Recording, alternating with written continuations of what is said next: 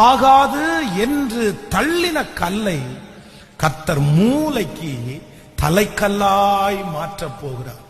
இந்த ஜெபத்திலே இந்த சத்தத்தை கேட்கிற உங்களுடைய வாழ்க்கையிலே நிறைய பேர் உங்களை ஆகாது என்கிற கல்லாக தள்ளி இருக்கலாம். இந்த வேலையை உன்னால செய்ய முடியாது, இந்த தொழில உன்னால இருக்க முடியாது, நீ சரியான ஆள் கிடையாது, நீ ஒண்ணுக்கும் ஆகாத ஒரு ஆளு, உன்னை எவ்வளவு நாங்க முயற்சி எடுத்து பார்த்தோம், உனக்கு எவ்வளவு நாங்க சொல்லி கொடுத்து பார்த்தோம். ஒருவேளை தொழிலாள் அதிபர்களாலே துரத்தப்பட்ட ஒரு சூழ்நிலையிலே நீங்கள் வந்திருக்கலாம். ஆனா என் ஆண்டவருக்கு ஒரு பெரிய பவர் இருக்குது.